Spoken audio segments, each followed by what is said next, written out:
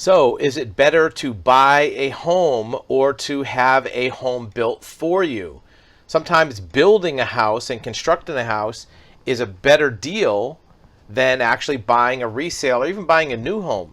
And the reason why is because a home that's already constructed, the way that the construction costs are amortized, you have to build in a certain margin, which if you build your own home, you may be able to avoid that. In fact, some of the costs that go into a home that's already done, even a resale, are things that maybe are paying for expenses that really you don't need to absorb. I'll give you an example. If you buy a home that's built on speculation, that builder has to factor in to their building cost, their carrying cost, their overhead, and a certain amount of speculative risk. So if that house is built in 3 months and they have to carry it for another 3 or 4 months and have the risk of maybe not selling it, they have to factor that in along with a profit margin. If they're doing a custom home for you, they can actually do like Tetris, where they fit in their workflow into their existing schedule, their existing pipeline. So there may not be as much slack in the system. In addition, you can actually construct a home to only have the things in it and the features that you want and need. Many spec homes add on extra things to appeal to a wider range, which may not be applicable to you. And in many parts of the country, according to this article that came out this week, building a home, even if you hear the word custom home, it sounds very expensive. Custom just means it's specific to you. It's not built as a wide-ranging cookie-cutter home. And sometimes that can eliminate extra things that don't make the house any less desirable. It just makes it fit your needs and not have any extra things that you don't need. How many times have you been to a car dealership, for example, to buy a car, and you have to pay extra for things on the car that you really didn't want? Maybe somebody wants them. They may not be worthless items, but maybe you don't want a sunroof and the car has a sunroof. Maybe you don't want rust proofing and it has rust proofing. So a house is the same way. If you buy a house that's a spec house or a neighborhood that's already being developed, now you have to buy things that the builder thinks that everybody wants, which maybe you don't. And if you build a house on your own, you can also parcel out the construction to have a timeline that fits both you and the builder, right? So for more information on consulting on construction, you can check out our website and you can arrange for a consultation. But the bigger takeaway is when you're building a home, you can actually take the property acquisition, the permitting, the site plans, the excavation, and fit it into exactly what you want. In fact, some of the things you may be able to do yourself. For example, excavation. There are many potential homeowners that want to do their own excavation. You can rent a mini excavator or payloader, do some of the site work, do some of the grading. Granted, your contractor is going to have to do some finish work on that, but you can take away a lot of the heavy lifting. In fact, some contractors prefer not to do certain types of work. And if you can provide that for them, maybe it's even site cleanup.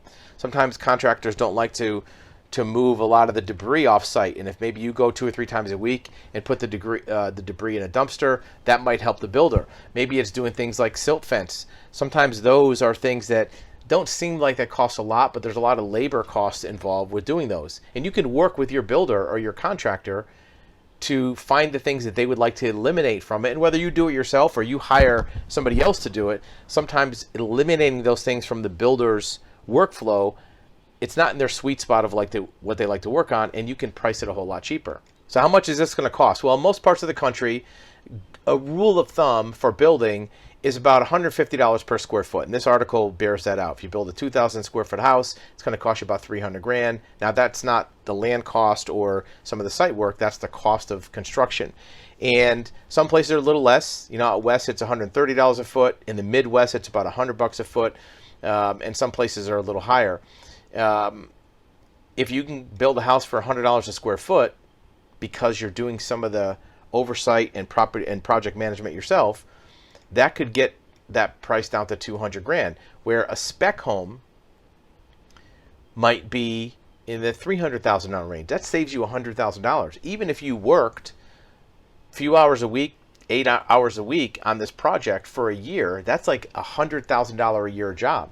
right? And you can customize a lot of the things yourself. So how do you fund this? Well, you can get a construction loan. Typically, if you have a property that you already own or you pay cash for the property, you can do construction loan for a large percentage of the improvements. And the way a construction loan works is the lender will give you the amount you need to build a home, and they parcel it out in draw payments. So when you build the foundation, they pay you for that. When they start the framing, they draw you for that. And it's usually for a short period of time, usually a couple years to build the house. Once the house is done and you get your CO and your house is done, at that point it converts to a regular mortgage, right? In the meantime, you might pay interest only, or there might even be a moratorium on payments until your house is done, and then it converts to a standard fixed rate mortgage or a 30-year mortgage. So what are the downsides? Well, the downsides are it's going to take you longer than you think, because all of the steps in the process that you have to do framing, and then you do rough-in mechanicals, electrical and plumbing, and then you have to do sheetrock, and then you do finish work. All these different steps have to be scheduled, right? And they have to have inspections in between each one. So when the plumber does the rough-in work, they get inspected. Then you do your sheetrock, and that gets inspected. Then the plumbers does their finish work, and there's another inspection. You have to arrange all of those different inspections. Now, if you hire a general contractor, they'll handle all that for you.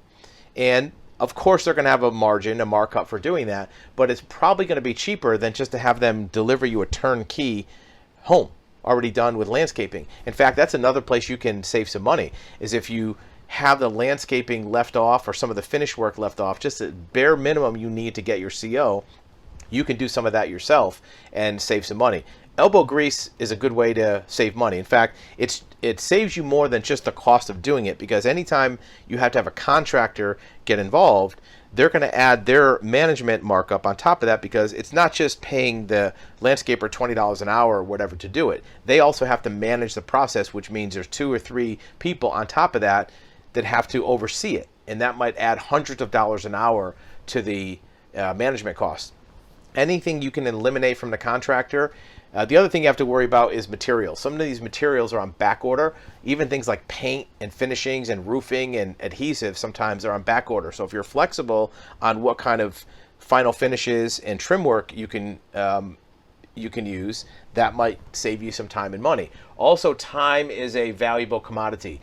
If the contractor can get this done in a short period of time, they also have to charge less, because their resources are not being tied up for a longer period of time, and they can move on to other projects. So preparing the project management for building your own house can save you a lot of money, and it could be tens of thousands, if not hundreds of thousands of dollars if you do it correctly. It will be a little bit of a mental task you have to take responsibility for, but if you do it the right way, it can save you money, and more importantly, get you in a house sooner than waiting for the builder to finish if they have to handle the whole thing themselves.